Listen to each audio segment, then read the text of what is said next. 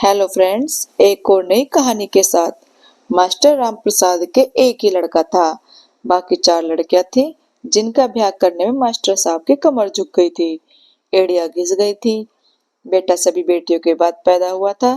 दरअसल मास्टर रामप्रसाद ने बेटा पाने की लालसा में चार चार बेटियों को जन्म दे दिया था।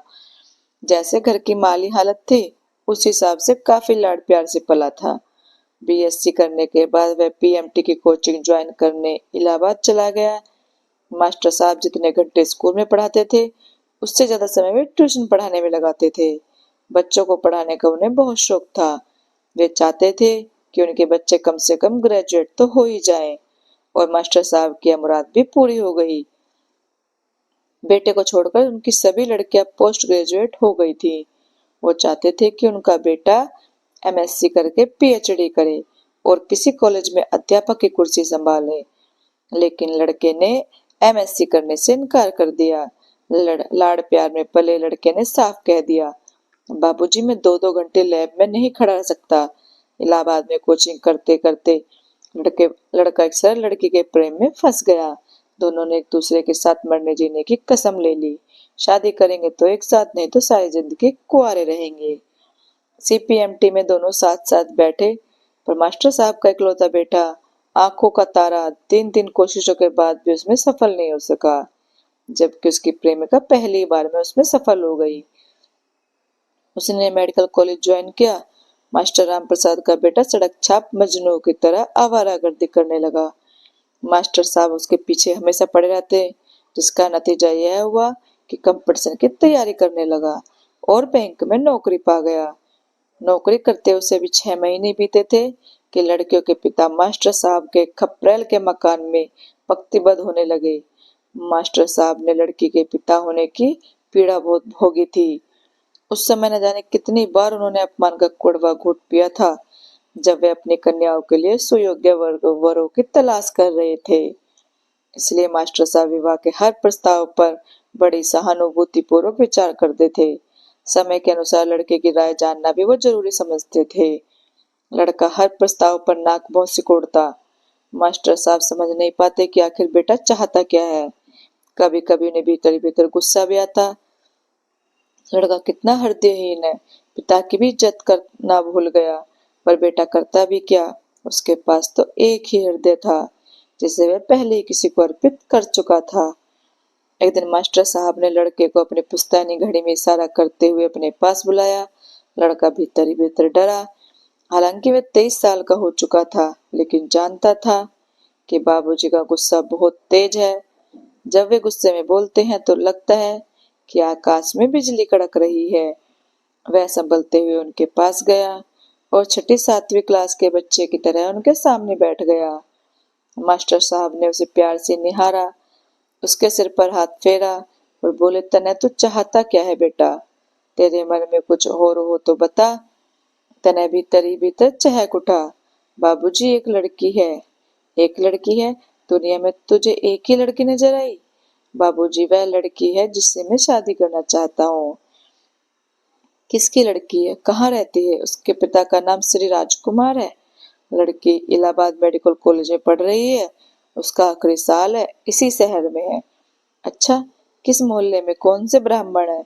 ब्राह्मण नहीं है बाबूजी, एससी या एसटी में आते हैं। तेरा दिमाग खराब हो गया है? तूने हरिजन लड़की को पसंद किया, मेरे कुल खानदान का नाम रोशन करने चला है? तो ठीक है बाबूजी, मैं सारी उम्र शादी ही नहीं करूंगा।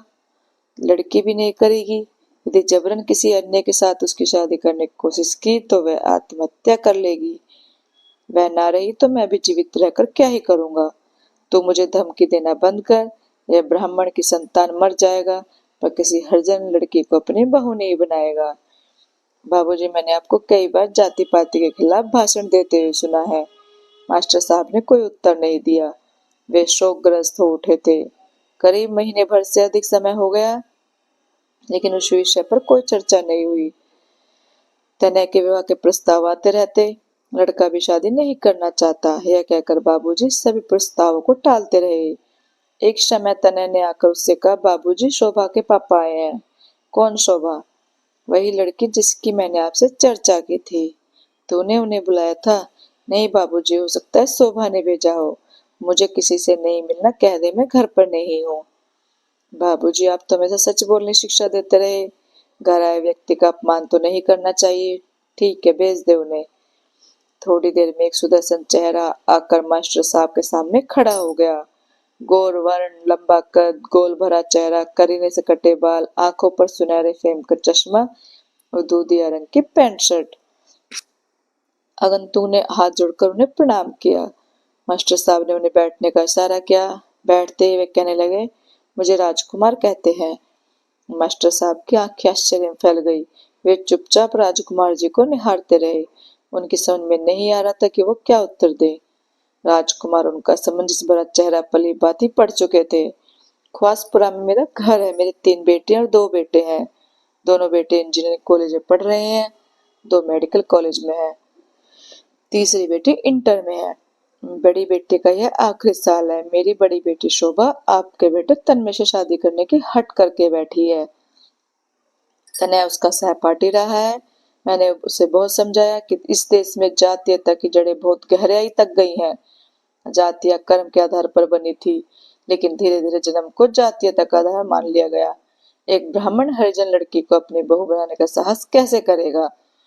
लेकिन शोभा की माँ ने मुझे समझाया कि एक बार मैं आपसे मिलकर आपकी राय जान लूं। हो सकता है कि आप जाति पाति को ना मानते हो, इसलिए आपको कह दिया। मेरी लड़की बड़ी जिद्दी है। मैं जानता हूँ कि वह कहीं और शादी करने को तैयार नहीं होगी। मैंने यदि उस पर दबाव डाला तो मैं उसे खो बैठूंगा। आप करते क्या हैं? मैं इलाहाबाद विश्वविद्यालय में समाज शास्त्र विभाग में रीडर हूँ। देखिए, आप एक बार मेरी लड़की, मेरी पत्नी और मेरे दूसरे बच्चों से मिल लें, उनसे बातचीत कर लें, हमारा रहन सहन देख लें। किसी प्रकार की औपचारिकता की जरूरत नहीं है। शायद आपको मेरा प्रस्ताव पसंद आ जाए। मास्टर साहब अब कुछ नहीं बोल सके। उन्हें लगा कि जैसे आगंतुक ने उन्होंने सम्मोहित कर लिया हो। अचानक उनके मुंह से स्वतः फूट पड़ा, कब आए? अभी चलिए, अपनी मिसेज को भी ले चलिए। मैं आप लोगों को घर छोड़ जाऊंगा, ठीक है? और मास्टर साहब सपत्नी तैयार हो गए। वहां से लौट कर आए तो उनका सम्मोहन और गहरा गया था। घर के बाहर का लॉन, साज सज्जा, घर के सदस्यों का सुरुचिपूर्ण व्यवहार, रहन सहन का उच्च स्तर, बड़ी बेटी शोभा, छोटी विभा, सबसे छोटी निशा, बड़ा बेटा वैभव, छोटा मनोज, राजकुमार की पत्नी कल्याणी, उनका रंग रूप, काद काठी, बातचीत का ढंग, सभी कुछ मास्टर साहब को प्रभावित कर गया। उनके मुख से स्वतः ही निकल पड़ा, नहीं नहीं, ये हरिजन हो ही नहीं सकते, न जन्म से न कर्म से। मेरे बेटे की पसंद बुरी नहीं है। रात भर वे राजकुमार के बारे में सोचते रहे। वे शोभा से बहुत प्रभावित हुए। वही दशा मास्टर साहब की पत्नी की भी थी। सुबह होते होते उन्होंने निर्णय ले लिया, जिसकी सूचना उन्होंने फोन पर राजकुमार को दे दी। 2 महीने बीतते बीतते तनय और शोभा की शादी हो गई। शोभा का एमबीएस पूरा हो चुका था। दौड़ धूप करके शोभा की नियुक्ति नजदीक एक स्वास्थ्य केंद्र पर करवा दी गई। शोभा ने कुछ ही महीनों में मास्टर साहब के पूरे परिवार को अपने व्यवहार कुशलता के बल पर अपना बस में कर लिया। तना राशि प्रकृति का व्यक्ति था। उसे अपने घर का खान पाना पसंद नहीं आ रहा था। धीरे धीरे उसका ध्यान चिकन, मीट, बिरयानी, कबाब, कीमा, मछली, आमलेट आदि की ओर तेजी से जाने लगा। मास्टर साहब का खपरेल वाला चिर पुरातन मकान अब तनय को अपने स्तर के प्रतिकूल लगने लगा था। शोभा उन्हें समझाती, रुपए एकमात्र होने दो, फिर जमीन लेकर कहीं ढंग का मकान बना लेंगे। पर अम्मा बाबूजी भी तो साथ रहेंगे। क्यों, वो कहाँ जाएंगे? वो तो वहीं रहेंगे ही। अब मुझे साग पात अच्छा नहीं लगता। मुझे मांसाहारी भोजन चाहिए। गला तरने के लिए अंग्रेजी शराब और साग की बनी मेरी सामने खड़ी तुम। यह तभी संभव होगा जब हम अपना अलग मकान बनाकर लेके रहें। यह नहीं हो सकता।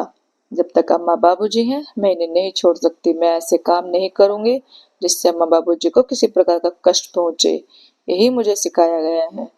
मतलब तुम अम्मा बाबूजी के लिए मेरी भावनाओं का खून कर दोगी? तो इसका जो भी अर्थ लगाओ, मेरे लिए अम्मा बाबूजी पहले हैं, बाद में तुम। यही तुम्हारा प्रेम है। तुम प्रेम की गलत परिभाषा दे रहे हो।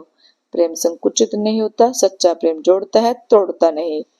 यह कहकर शोभा रसोई में जाने के लिए अपने कमरे से निकली तो सामने मास्टर साहब को खड़े देखा और ठिठक गए। मास्टर साहब ने आगे बढ़कर उसके सिर पर हाथ रखा और कहने लगा, बेटी सचमुच तुम बड़े घर की बेटी हो। तुम्हारे सामने मेरा ही खून छोटा हो गया। हमारा चिर पुरातन बड़ा होने का गर्व आज खंड खंड होकर बिखर गया। सुखी रहो बेटी, तना हमेशा तुम्हारे अनुकूल रहे। कहते कहते मास्टर साहब का गला भर गया। उसके बाद और कुछ नहीं कह सके। वे बाहर बैठक में जाने के लिए आगे बढ़े ही थे कि शोभा ने रोकते हुए कहा, बाबूजी, आपने मुझे इतना आशीष दिया, बदले में मुझे अपने चरण रस तो लेने दीजिए। मास्टर साहब का बढ़ते हुए कदम रुक गए।